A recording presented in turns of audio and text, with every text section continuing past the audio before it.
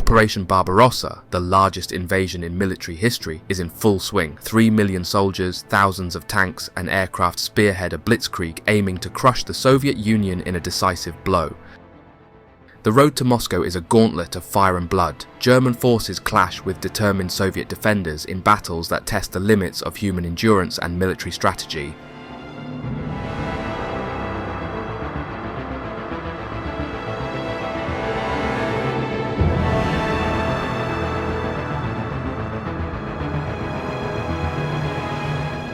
As winter tightens its icy grip, the once unstoppable advance falters. Men face not only their enemies but also the brutal Russian winter. Supplies dwindle, morale wanes, and the spectre of defeat looms ever larger.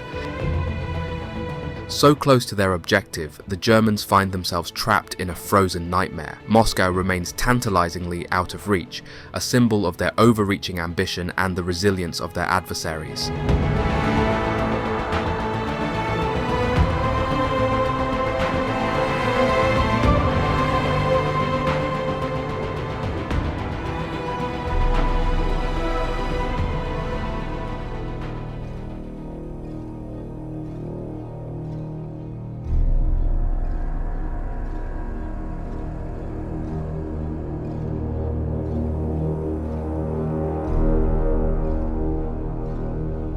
By July 14th, Germany's Army Group Center had been advancing for over a week in their latest offensive aimed at capturing Moscow. Their progress brought them to the historic battlefield of Borodino, where in 1812 Russian forces had delayed Napoleon's advance on the city.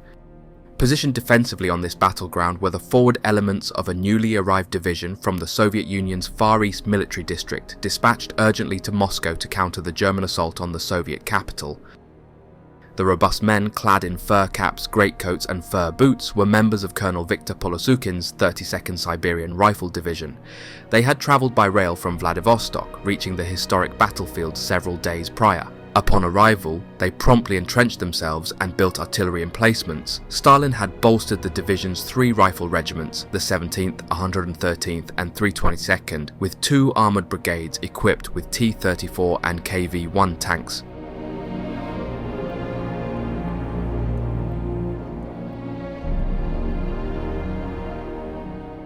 Elements of General Erich Hoepner's Panzer Group 4 were advancing towards their position. Hoepner had assigned Lieutenant General Friedrich Kirchner, commander of the 10th Panzer Division, the mission of annihilating the Soviet troops in and around Borodino. Anticipating fierce combat, Kirchner designated some of his most elite units for the challenging battles that lay ahead. The terrain around Borodino was treacherous, marked by dense forest and rolling hills. Kirchner knew the success of the operation relied on the precision and resilience of his troops. He organised specialised task groups equipped with the latest in German armoured technology, including Panzer IV tanks and half-tracks. Among the chosen units was the 7th Panzer Regiment, led by Colonel Hans von Luck, tasked with spearheading the assault to break through Soviet lines.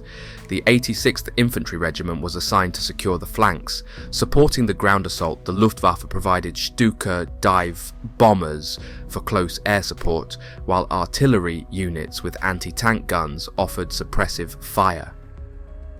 As dawn broke, the German forces moved into position. The Soviet defenders had fortified their positions, preparing for the impending assault. The initial artillery barrage signalled the start of the battle. The 7th Panzer Regiment surged forward, engaging in fierce combat. The air filled with the roar of engines and gunfire as the battle for Borodino began.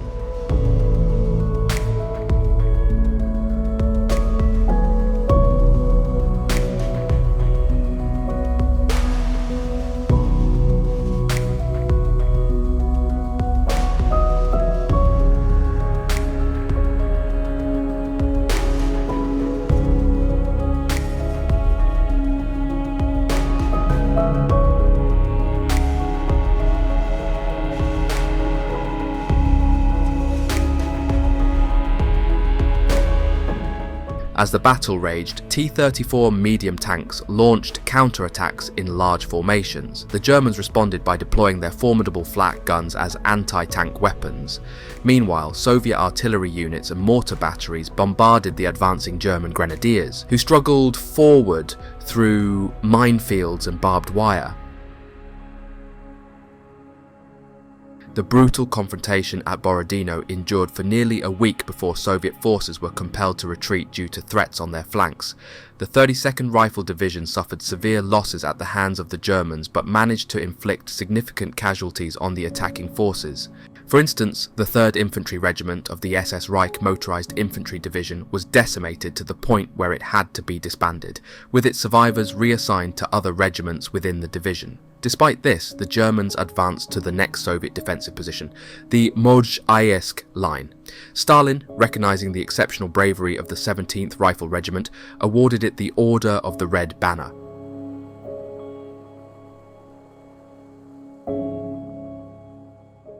Sharp disagreements erupted between Hitler and his personal staff at the Oberkommando der Wehrmacht (OKW) and the generals of the Oberkommando des Heeres (OKH) over the strategy for Operation Barbarossa. Field Marshal Walter von Brauchitsch, Commander-in-Chief of the Army, and General Franz Halder, Chief of the OKH General Staff, led a faction advocating for the capture of Moscow. They argued that seizing the Soviet capital would demoralize the Red Army and hasten the end of the war. Supporting this view were Field Marshal Fedor von Bock, commander of Army Group Center, along with his aggressive panzer generals Guderian and Hoth. In contrast, Hitler prioritized the annihilation of Soviet field armies over capturing strategic targets like Moscow, resulting in a compromise strategy for Barbarossa. After nearly 2 months of fierce combat, during which Army Group North and Army Group South faced significant challenges, Hitler effectively postponed Army Group Center's advance on Moscow. He redirected Hoth's panzer units to support Army Group North and Guderian's to assist Army Group South. This diversion cost valuable time as Guderian's forces contributed to the month-long Battle of Kiev, starting in late August, aiding in the destruction of General Mikhail Kirponov's southwestern front. By early September, with the Battle of Kiev ongoing, Hitler deemed a concentrated push in the centre crucial for the complete collapse of Soviet resistance.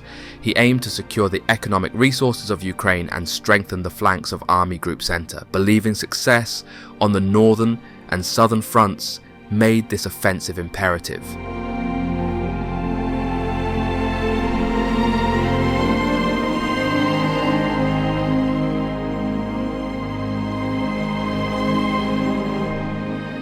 Führer Directive 35, issued on September 6th, stated that the successes on the flanks of Operation Barbarossa had made it feasible to resume the central advance against Marshal Semyon Timoshenko's Western Front.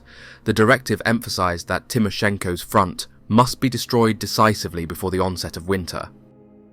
With this objective, von Bock and his staff devised a plan for the final assault on Moscow, codenamed Operation Typhoon. The initial phase of the operation called for Panzer Groups 2, 3 and 4 to encircle and annihilate the bulk of the Red Army forces positioned around Vyazma and Bryansk. Following this, the panzer groups were to converge north and south of Moscow, linking up at Noginsk, located 20 miles east of the Soviet capital. The northern pincer, comprising Hoth's Panzer Group 3 and General Erich Hupner's Panzer Group 4, was tasked with attacking Moscow from the northwest via Kalinin. Simultaneously, the southern pincer, led by Panzer Group 2, was to advance from the southwest through Tula. Concurrently, General Gunther von Kluge's 4th Field Army would advance directly towards Moscow from the west. German forces for Operation Typhoon included approximately 2 million men, 1,700 tanks and assault guns, 14,000 artillery pieces and mortars, and 780 aircraft. Despite these seemingly substantial numbers, the German units began to exhibit signs of fatigue. The rate of attrition for both personnel and material surpassed expectations, and replacements could not keep up with the losses. This problem was particularly acute in the motorized formations, where the depletion of tanks and tracked and wheeled transport severely impaired the combat effectiveness of the panzer divisions. The Luftwaffe, initially dominant in the skies, struggled to maintain air superiority as the weather conditions worsened and Soviet air defences improved. The limited air support further hampered the German army's ability to conduct effective operations and supply its frontline units. The logistical strain and the constant pressure from Soviet forces meant that German commanders had to make difficult decisions, often consolidating their units and abandoning less critical objectives to reinforce key positions. Despite the setbacks, the German High Command remained determined to achieve a decisive breakthrough. However, the operational strain and logistical challenges proved insurmountable. The once formidable panzer divisions, now shadows of their former strength, struggled to maintain cohesion and effectiveness on the battlefield. Despite the attrition, morale remained high among the German troops who were confident of victory. Hitler exhorted them, declaring, quote, "The last decisive battle of this year will deliver a destructive blow to the enemy. We will remove the threat to the German Reich and all of Europe, a threat that has existed since the time of the Huns and the Mongols of an invasion of the continent," end quote. Deployed east of Smolensk, Army Group Center faced opposition from Ivan Konev's Western Front, Marshal Semyon Budyonny's Reserve Front, and Andrei Yeremenko's Bryansk Front. The armies comprising these three Soviet fronts were exhausted from prolonged and intense combat. At that time, their effective strength was 1,250 men, 1,000 tanks, and 7,600 artillery guns. The Russians utilized rivers as defensive positions, particularly the Desna River within the Bryansk Front's area of operations. However, their defenses were hindered by a lack of depth, continuous defensive lines, and adequate anti-tank artillery. Soviet formations, especially those of the Western and Bryansk fronts, were fragile after the heavy losses sustained during the summer fighting. To support the beleaguered fronts facing Army Group Center, Stavka concentrated reserves and equipment in the most threatened areas, especially along the two highways leading to Moscow from the west. Guderian's Panzer Group II, positioned on Army Group Center's southern flank, was granted a 3-day head start due to having the farthest distance to cover. This group comprised some of the finest units in the German army, including 5 panzer divisions, 4 motorized infantry divisions, and the Großdeutschland Motorized Infantry Regiment. Despite the attrition, Guderian's forces still had 300 tanks at their disposal. Guderian's panzer units began their advance on September 30th against Yeremenko's Bryansk front, catching Arkady Ermakov's operational group by surprise. When Ermakov reported the German attack to Yeremenko, he was ordered to counterattack, but his attempt failed when Kampfgruppe Eberbach of the 4th Panzer Division destroyed his 30 light tanks on October 1st. The 24th Panzer Corps breached the weak Soviet defences in this sector, reaching Orel on October 3rd, while the 47th Panzer Corps captured Bryansk on October 6th. The rest of Army Group Center launched their offensive on October 2nd. On Guderian's left, the 2nd Field Army, despite strong artillery and air support, stalled in front of Soviet defences along the Desna River due to fierce Red Army resistance. However, the 4th Field Army and Panzer Group IV successfully crossed the Desna River, penetrating Soviet defences up to 20 miles in several locations. Similarly, the 9th Field Army and Panzer Group III, positioned on the left flank of Army Group Center, achieved significant success, reaching the Dnieper River on October 3rd. Stavka's orders to the Bryansk front to form a new defensive line came too late to prevent its destruction. The capture of Bryansk by the 47th Panzer Corps resulted in 3 armies of the Bryansk front being trapped in 2 pockets. The 50th Army was caught in the Bryansk pocket north of the city, while the 3rd and 13th Armies were surrounded in the Trubchevsk pocket to the south.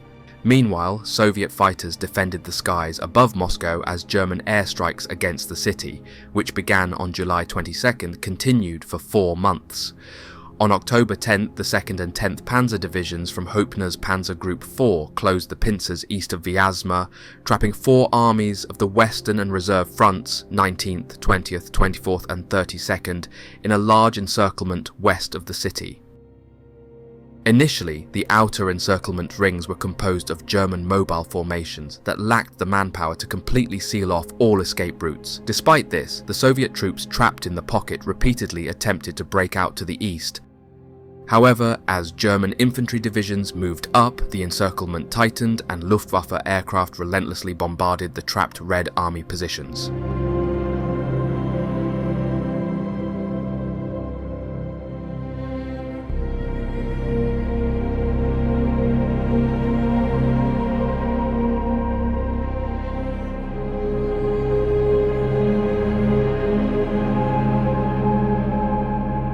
Some Red Army troops, despite enduring constant shelling and bombing, managed to escape their encirclements over the following 2 weeks.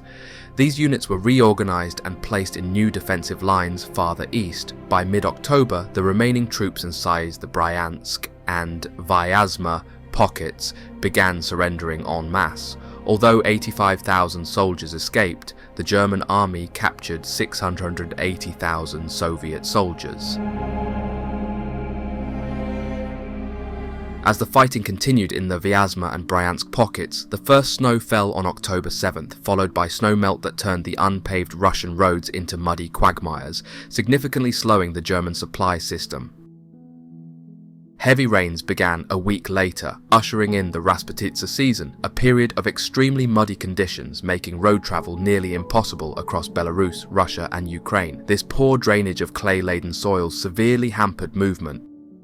The Rasputitsa robbed the Germans of their key mobility advantage. Vehicles broke down frequently or became stuck in the mud, requiring teams of men to extricate them. While Soviet forces also struggled with the mud, their shorter supply lines mitigated some of the difficulties. Following the collapse of Soviet forward defences, Stavka ordered the creation of a new defensive line centred on Mozhaisk, just 80 miles from Moscow, on October 9th. Survivors from the Western, Reserve and Bryansk fronts regrouped along this new line, with the Western and Reserve front units being combined under General Georgy Zhukov's command. The Mozhaisk defensive line stretched for 180 miles in a shallow curve from the Ivankovo Reservoir on the Volga River north of Moscow to the city of Kaluga in the south. Zhukov, acutely aware that the 90,000 men under his command were insufficient to establish continuous defences, concentrated his forces along the main arterial roads leading to Moscow.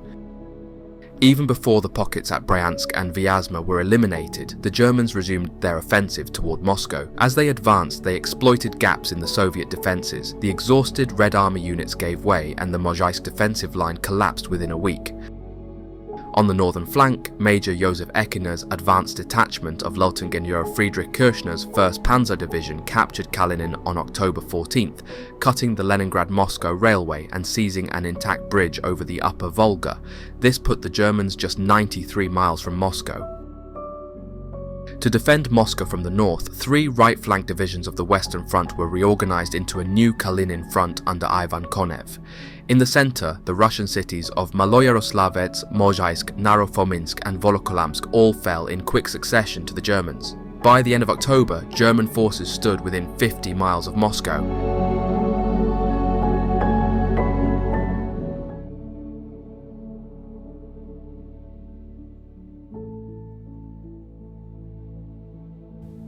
I hope this letter reaches you in good health and spirits. I'm writing to you from the outskirts of Moscow, where we are currently stationed. The winter has set in and the cold is bitter, but our spirits remain high. We are all convinced that the war will be won soon, and I can finally come home to you. The advance has been tough, but we have made significant progress. The Russian resistance is fierce, but we are pushing through with determination.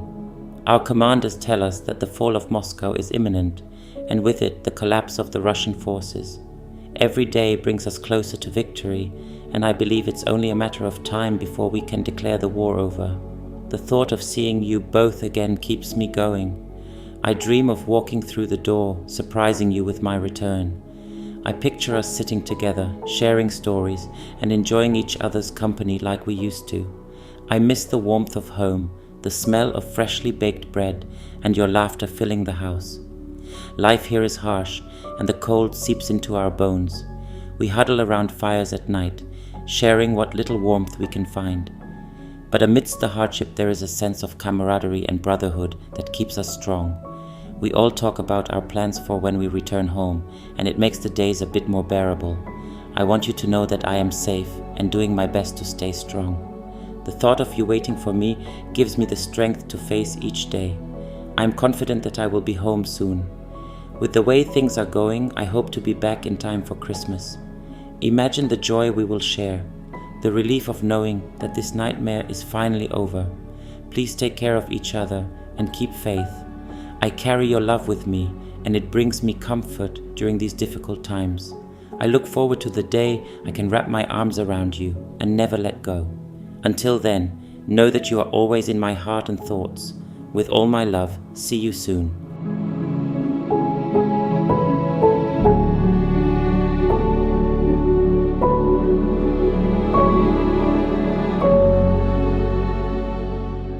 As the Germans advanced closer to Moscow, the Soviet State Defense Committee ordered the evacuation of governmental, cultural and industrial institutions, as well as foreign embassies, on October 15th.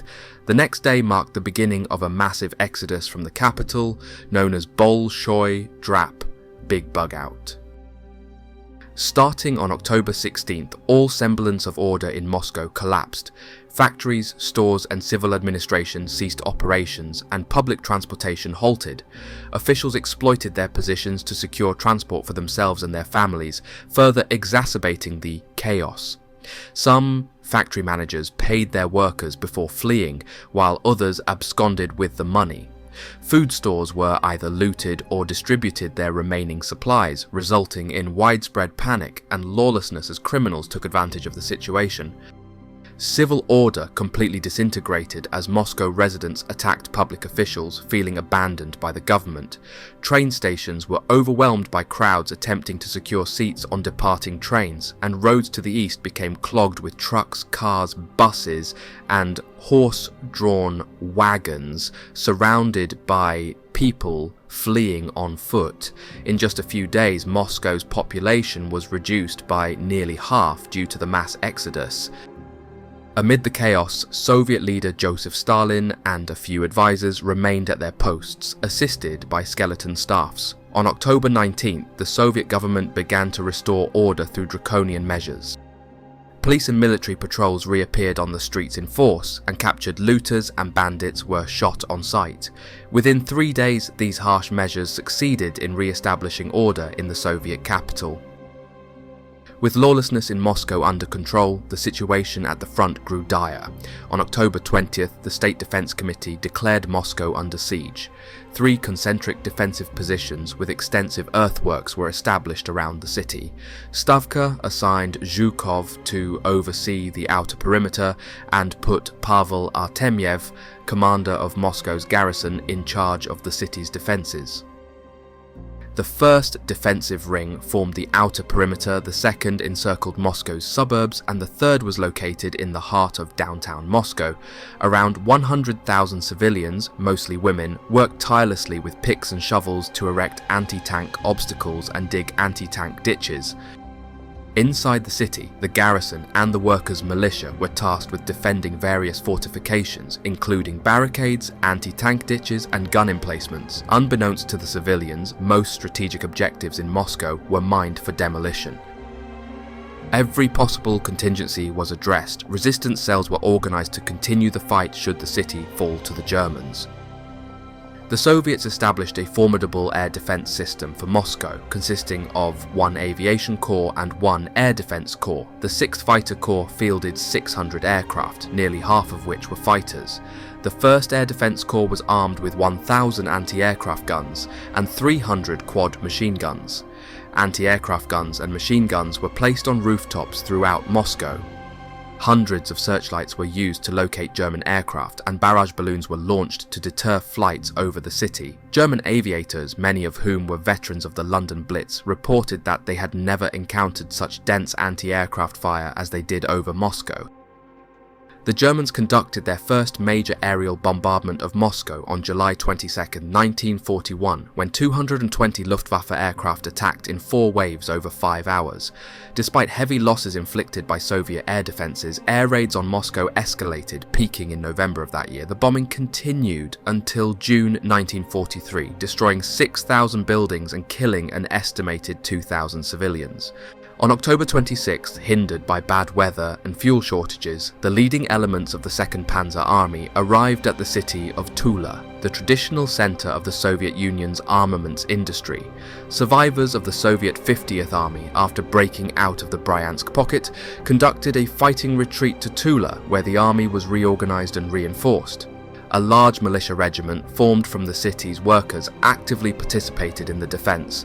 Guderian, shifting the majority of the available fuel and ammunition to his leading 24th Panzer Corps, launched repeated attacks against the city. Although the Germans reached the outskirts of Tula, they advanced no further.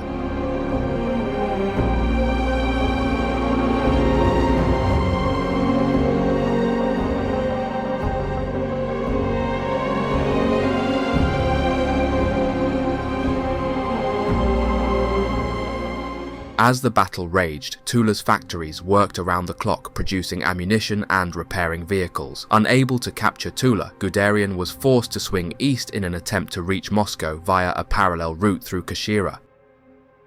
By this time, the German advance had stalled due to exhaustion and heavy attrition. Many of the German divisions were reduced to 1/3 of their men and equipment. Consequently, the OKH ordered a halt to offensive operations on October 31st.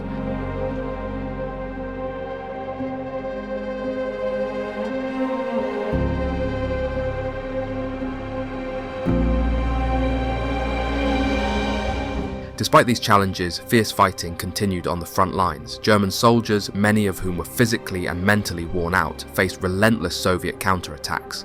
In one notable engagement, a depleted German regiment held a defensive position against a significantly larger Soviet force. The Germans, entrenched in makeshift fortifications, repelled multiple waves of Soviet infantry and tanks. The battle lasted for hours, with both sides suffering heavy casualties. The Soviet forces eventually withdrew, leaving the Germans to hold their tenuous position, highlighting the intensity and desperation of the fighting during this period. Stalin's determination to defend Moscow at all costs paid off. A month earlier, on the same day that Guderian launched Operation Typhoon, a conference took place in Moscow between Soviet, American and British representatives. The United States had been providing economic assistance to the United Kingdom in its struggle against Hitler since January 1941. Stalin requested similar American and British assistance. On October 30th, US President Franklin Roosevelt agreed to extend $1 billion in interest-free loans to the Soviet Union for the purchase of armaments and raw materials. The Russians had already been receiving equipment such as Matilda and Valentine tanks and Hawker Hurricane fighter aircraft from the British government. To bolster the resolve of the Red Army and the Soviet people, Stalin ordered the traditional military parade to be held on November 7th in Red Square, Moscow. Despite several advisors recommending its cancellation, Stalin insisted on proceeding. Many commanders feared that German bombers would launch a massive attack to disrupt the parade and kill the Soviet leadership. To mitigate this threat, the Soviet Air Force initiated preemptive strikes against German forward airfields 2 days before the parade. The weather also cooperated, with forecasts of low clouds and heavy snow reducing military officials' concerns. On November 7th, the Moscow garrison, along with units passing through the city to the battlefront, marched past Stalin and other senior Soviet leaders atop Lenin's mausoleum. The parade was a resounding success, showcasing the determination and strength of the Soviet people to continue fighting against the invaders. In early December, frost formed on the roads in the Moscow region. The frozen ground allowed German units to move not only on the roads but also across the countryside. Up to that point, sporadic fighting had occurred on the Moscow front as both sides reinforced their positions. Compared to October, the Red Army's condition had significantly improved.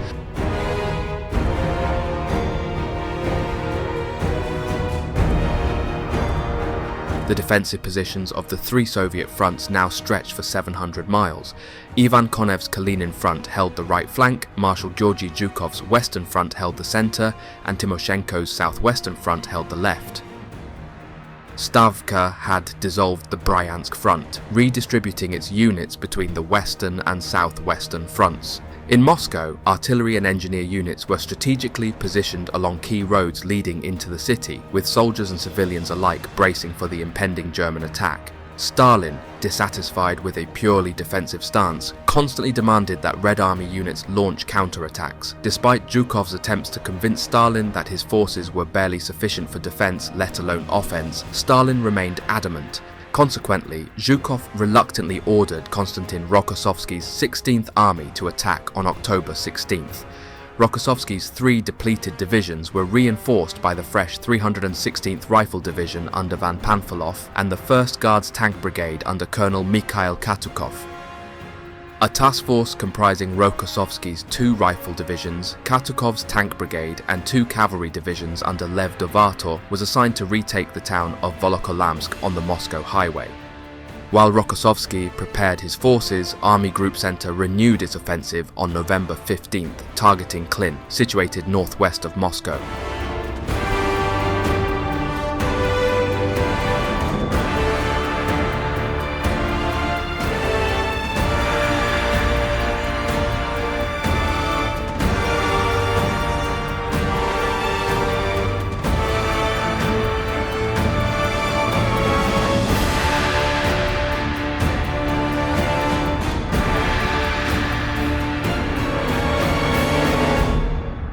The spearhead of Panzer Group 4 was General Rudolf Weil's 2nd Panzer Division, a relatively fresh unit equipped with Panzer IIs, Panzer 38Ts, Panzer IIIs and a small number of Panzer IVs. The main thrust of the German offensive fell on Pamfilov's 316th Rifle Division, the strongest division under Rokossovsky's command. Having arrived from Siberia in August, the division had spent most of its time in reserve and had only been actively fighting since October. After 5 days of intense combat, Pamfilov's division was severely depleted, losing 4/5 of its personnel. Despite inflicting heavy losses on the Soviets, the Germans managed only minor gains, often advancing less than 2 miles a day. The 2nd Panzer Division failed to capture Klin by October 20th. However, the 7th Panzer Division of Panzer Group 3 succeeded in capturing the town 3 days later.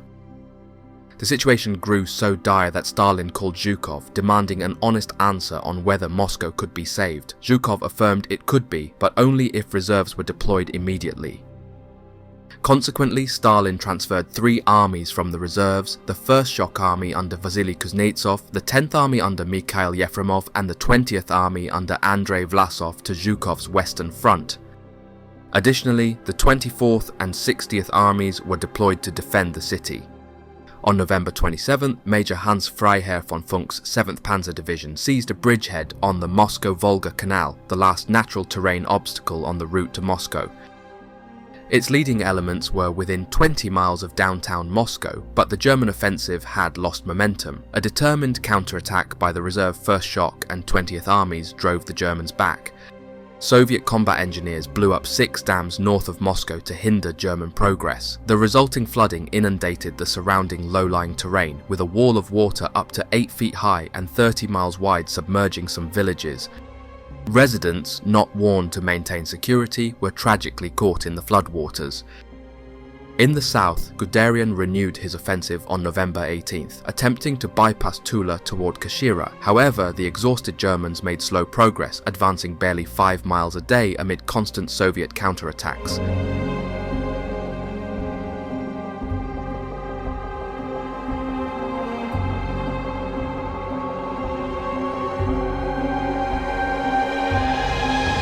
By November 27th, Guderian's offensive had stalled and the threat to Moscow from the south was permanently eliminated. Reflecting on the situation, Guderian wrote, quote, "The troops were no longer strong enough to capture Moscow, and I therefore decided with a heavy heart on the evening of December 5th to break off our fruitless attack and withdraw to a previously selected and relatively short line, which I hope I shall be able to hold with what is left of my forces." End quote. Encountering strong resistance to the north and south of Moscow, Army Group Center launched a frontal attack on the city with the 4th Field Army on December 1st. The Germans advanced along the Smolensk-Moscow highway, but their attack, supported by a limited number of tanks, met well-prepared positions of the Soviet 1st Guards motor rifle divisions. Flanked and unable to break through, the German offensive stalled. On December 2nd, the 1st Shock and 20th Armies began pushing the Germans back steadily. The 20th Army, particularly successful at the village of Krasnaya Polyana, saw its commander Andrei Vlasov hailed as the saviour of Moscow by Russian troops. At the forefront of the German advance was the 638th Infantry Regiment, a unit of French volunteers and Russian emigrants. Unlike Napoleon's French troops during the 1812 invasion, these men of the Legion of French Volunteers against Bolshevism did not reach Moscow, coming within only 20 miles of the Kremlin. German troops, lacking proper winter clothing, suffered severely as temperatures plummeted. German war planners had expected to defeat the Soviet Union before winter and had only manufactured enough winter clothing for divisions designated for occupation duty. In some units, losses from sickness and frostbite exceeded those from combat, further exacerbating their plight. Warm clothing deliveries were often pilfered by rear echelon troops, with only a small amount reaching the front lines. To compensate, German soldiers looted warm clothing from the Russian population, expelling civilians from their homes near the front lines. Exploiting German vulnerability, the Soviets parachuted saboteurs and commandos behind enemy lines with orders to burn homes and barns used by Germans for shelter. These actions often condemned their own citizens to a cold death. In some cases, local residents, attempting to protect their homes, captured the arsonists and turned them over to the Germans. In early December, the Soviet High Command ordered a massive counter-offensive to relieve the pressure on Moscow. Despite German intelligence being aware of the Red Army reserves staging to the east of Moscow, the strength of the Soviet attack shocked the Germans.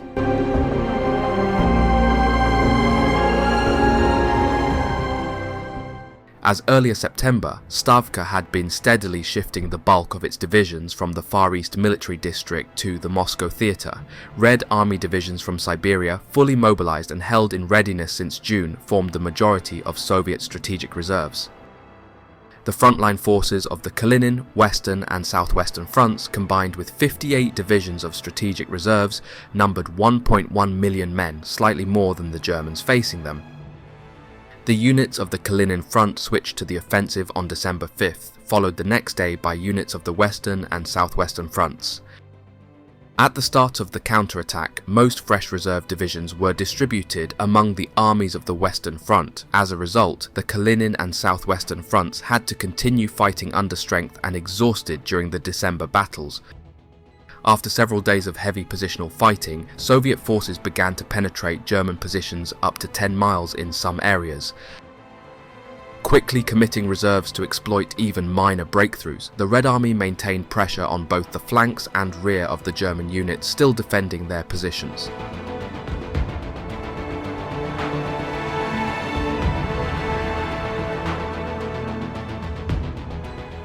The Germans began to fall back to avoid encirclement.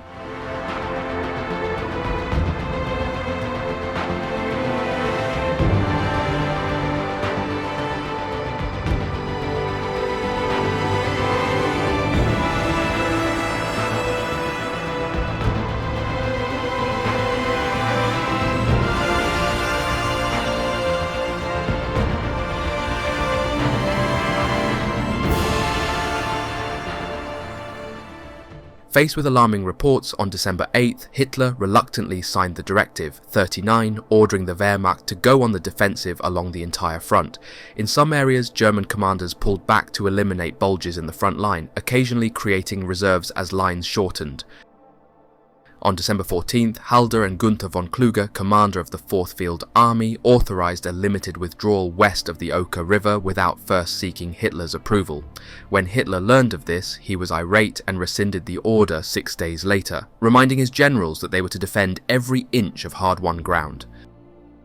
Enraged by the failure of Operation Typhoon, Hitler sought scapegoats and began a wholesale dismissal of senior commanders. On December 19th, Hitler dismissed von Brauchitsch for health reasons and assumed supreme command himself. Although Brauchitz's health was indeed declining following a heart attack in November, he was moved to the officer reserve and remained inactive for the rest of the war. By the end of December, dozens of generals were relieved of duty, including Guderian, who remained in the officer reserve until 1943. For retreating without orders, General Erich Hübner, commander of Panzer Group 4, was cashiered in January 1942. The retreating Germans fought fiercely, and the Red Army had to battle its way through their defences. Despite its battlefield losses, Army Group Center remained a potent and dangerous force. Soviet casualties mounted, causing the Moscow counter-offensive to grind to a halt in the first week of January 1942. Historians still debate the losses sustained by both sides during Operation Typhoon and the Soviet counter-offensive. The Battle of Moscow is generally considered to have started on September 30th, 1941, but there is debate about its end date. Western sources typically consider the first week of January 1942 as the battle's end, while many Russian sources include the subsequent Rzhev operation, which began on January 8, 1942 and ended on March 3, 1942 as part of the battle.